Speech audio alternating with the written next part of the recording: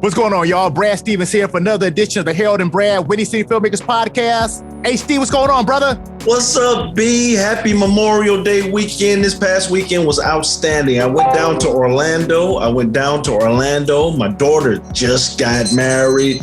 Jasmine Alvarado is her name now. She married a smooth guy, Isaac Alvarado. The family's beautiful. And I saw my grandson for the first time at 10 months old. I mean, this pandemic kept us apart, physically. We saw him on the video, but physically, I got a chance to hold him at 10 months and he smiled, I smiled, we got pictures. It's been a beautiful, beautiful weekend. Congratulations, man. Hey, beautiful pictures, man. Beautiful family, man. Congrats to you and Jasmine and the fam, man. It's fantastic. Absolutely. No doubt, no doubt. So we're doing a rebroadcast of our interview with Rolando Boyce, the super talented Rolando Boyce. What has he been up to, Harold? Well, he's on this season of that Showtime special, The Chi. That's right, The Chi. So check it out. He's fantastic. Really good season this season. In the meantime, check out this rebroadcast of our interview with Rolando Boyce. Peace. Peace.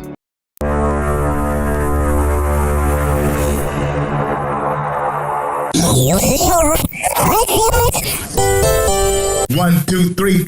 Harold and Brad, Windy City Filmmakers. Harold and Brad, Windy City Filmmakers. Harold and Brad.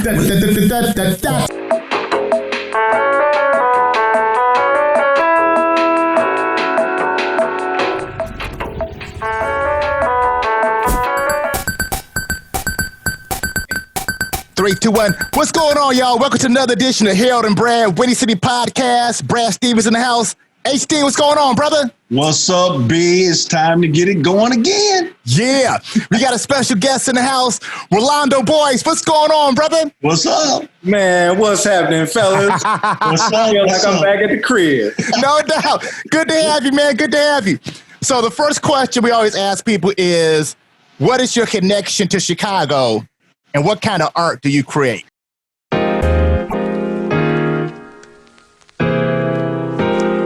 Man, my connection to Chicago is right here in my rib, man. It's like, it's a part of me, man. Right. It's a part of me, man.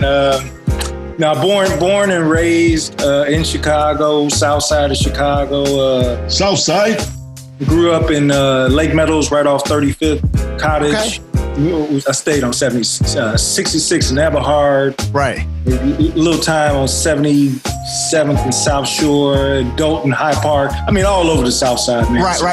That's how I grew up too, all over the South Side. Yeah. You bounce around. When can't cover that rent, you got to find another rent. Right.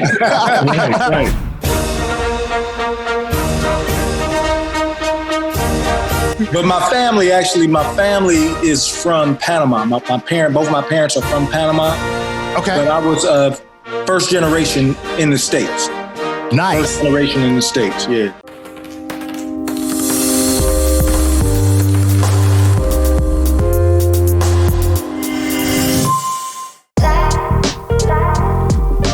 Cool, man. Now, real quick, before I forget, your son wrote a book, right? Yes, sir. Okay. Yeah. It was called Live Your Life Like a Spy. So what? We're gonna plug it, man. So what is it about and where can we get it? You know what? You can get it directly from him. He will shoot it to you. Okay. It's short, like 20 pages. Nice.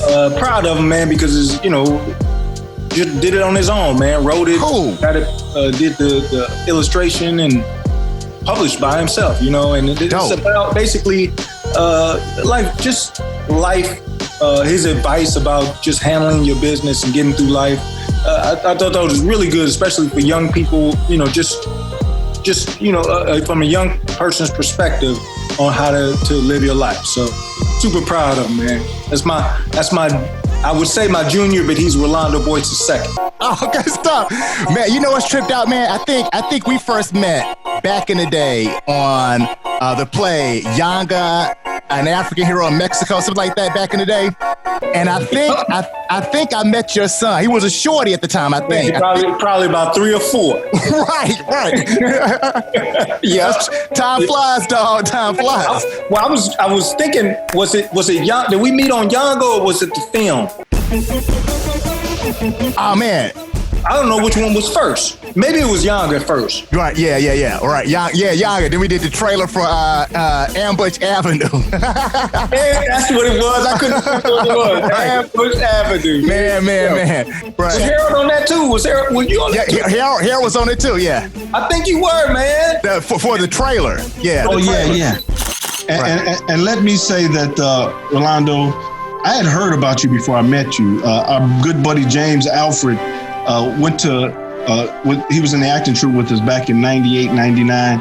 And he was talking about this guy that he saw over at ETA. And then I went to see a play at ETA. I saw China Colston and Rolando Boyce. And I just thought, and I thought Rolando was a phenomenal, just a fascinating actor, man.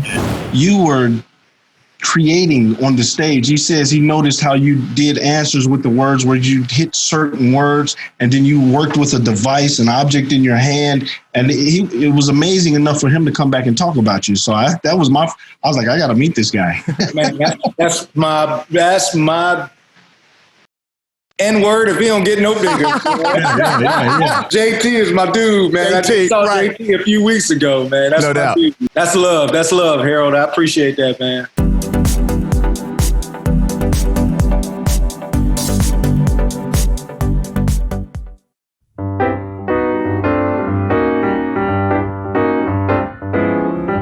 What is your main focus on art? Is it the acting? It's acting. Acting. You know, I let my son do the writing. You know, not that there's anything wrong with writing. I got actually a couple ideas that I want to get down and put down. But I just truly love acting.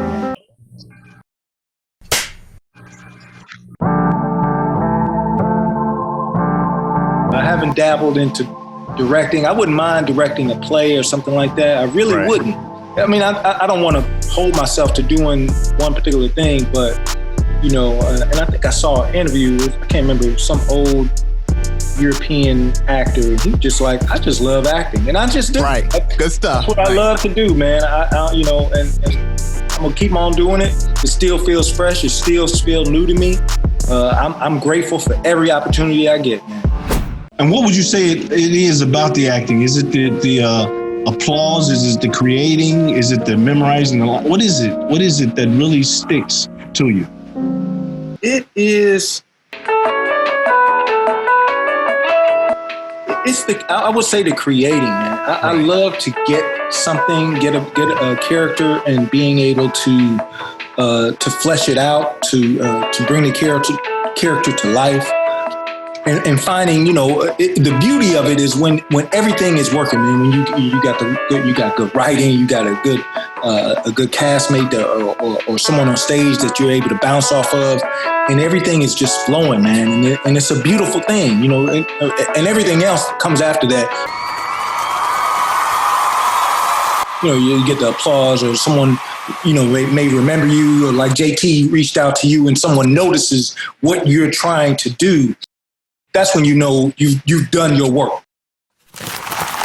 So, like you mentioned the stage, like you have a strong theater background. So, from your perspective, what are some of the differences and similarities between doing theater and doing film? It's not. I wouldn't say it's a lot of similarities. Right. Just because with TV and film, man, you know, you could be shooting out of order. You know, you don't sometimes if you're not if you're coming in on as a co-star or a guest star, you know, you're just coming in for a day as a day player on a TV or a film. You know, you may not know the other characters. You're coming in there to do your job and to make everything. It's like you're jumping in on a spinning wheel and you're just trying to keep that wheel going. You know, you're just trying to play your part and keep it going. Sometimes, you know, you really don't even get much conversation with the director. You know what I mean? As when you're working on a play, you know, you're able to sit down, you get the table read, you get to flesh out everything with the cast. You're going through weeks of rehearsal, you know, I don't know, 3, sometimes 7, 8 days a week or whatever the case may be. And you're able to just get that character down. So by the time you start opening, and then on top of that, you go through this roller coaster from beginning to intermission to the end of the play that you're able to take the audience through. Whereas, a lot of that is done on TV and film from the editing.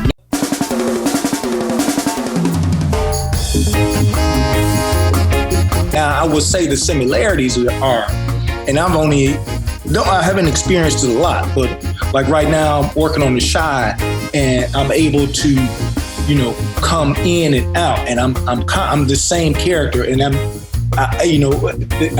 relating to the other actors in a family sense or whatever the case may be, and sometimes it'd be something where it could just be a look. And you already know what that person is thinking. You're able that same stage. You're able to play that same stuff that you do on stage, if that makes sense. Yeah. Even with the direct, a couple of that I can give an example. Would be one time when we was on set and we were going through rehearsal, whatever the case may be, and I was like, I think I need a drink. I think Darnell needs a drink right here. You need a drink? Yeah. He needs a drink, right? You know what I mean? Because I know the character so well now that I know that I wouldn't be just sitting here having this conversation. I need something in my hand. Yeah. So it's just you're able to flesh out the character a little bit better when you're able to keep coming back.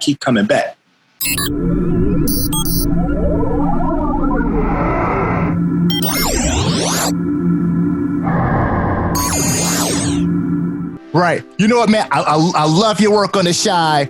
One thing that tripped me out, I know it's just the nature of the beast. Looking at this season, how much the kids have shot up, man. Like looking at the kid, last season they were still looking like kids, and now they look like young adults. Like, man, that one season makes a difference, dude. Yeah. Me and one of Jake Michael, the one that plays Jake, we about the same height. I think when we go back, he's gonna be taller than me. And it's beauty. It's beautiful that we're able to watch them grow up on Good TV. stuff. Yeah. Those kids are something else, man. The kids drew me in. Oh, nice. First season kids drew me in. I was looking at them like, yo, that's my childhood. So you're obviously from here, and you're currently residing in LA. Correct. And so you obviously for The Chi, you're going back and forth. And how often is that? And how was that transition to LA for you?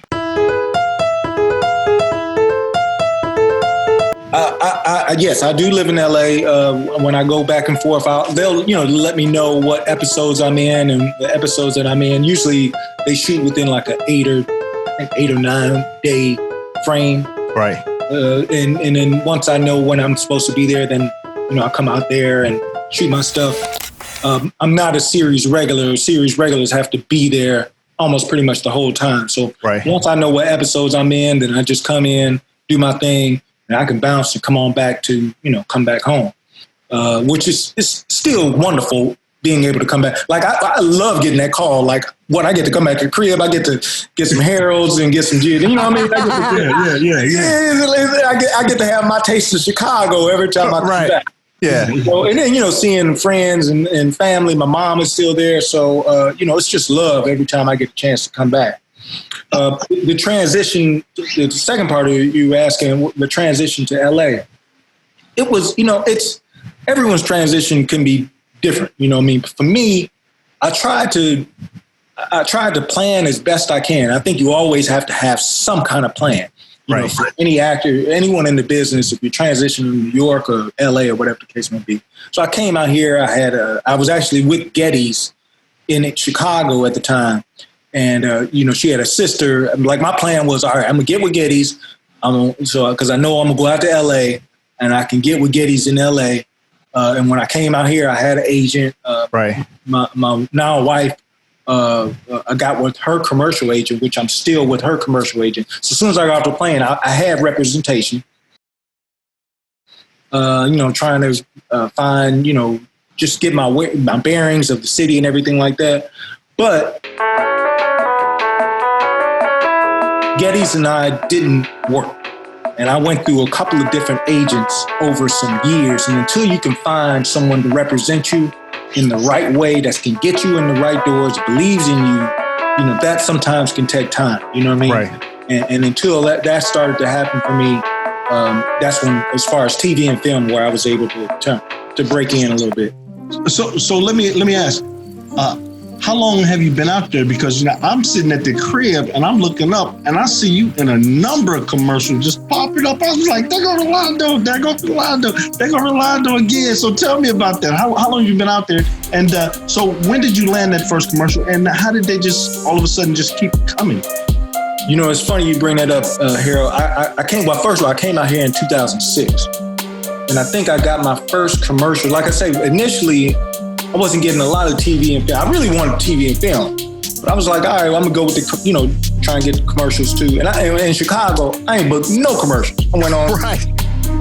I went on auditions, but I couldn't book one.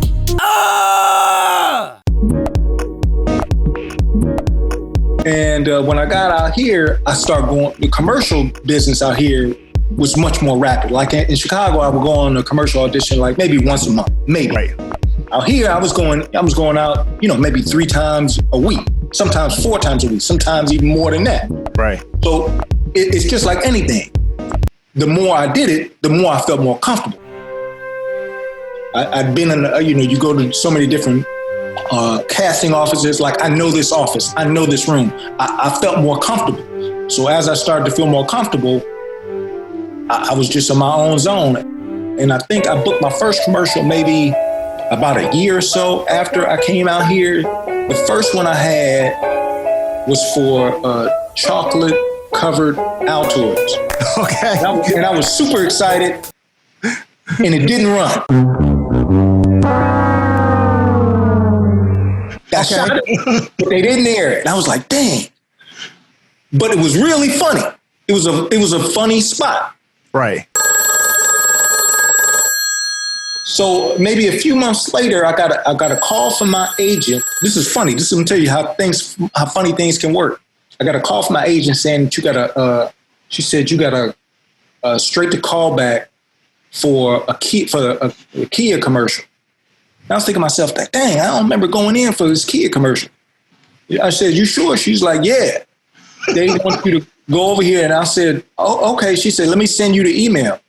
The email said that it went out to like almost most of the commercial agents saying, we're looking for the black actor from the chocolate Altoids commercial. Okay. Yeah. Right.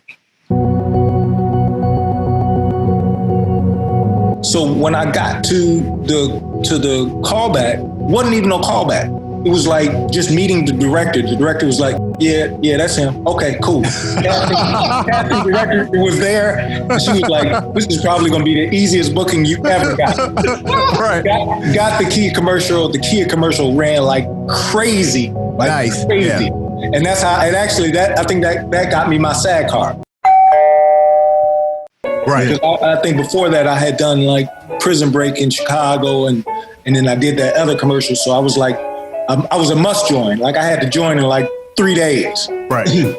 And then after that, yes, Harold, you're right. I stopped counting, but I have probably over about 50 commercials, man.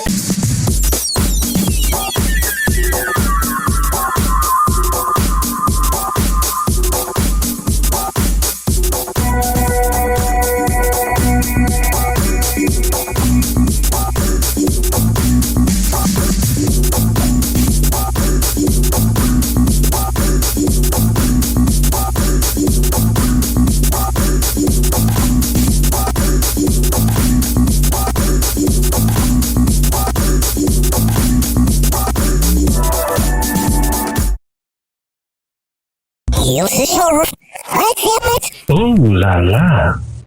Yeah.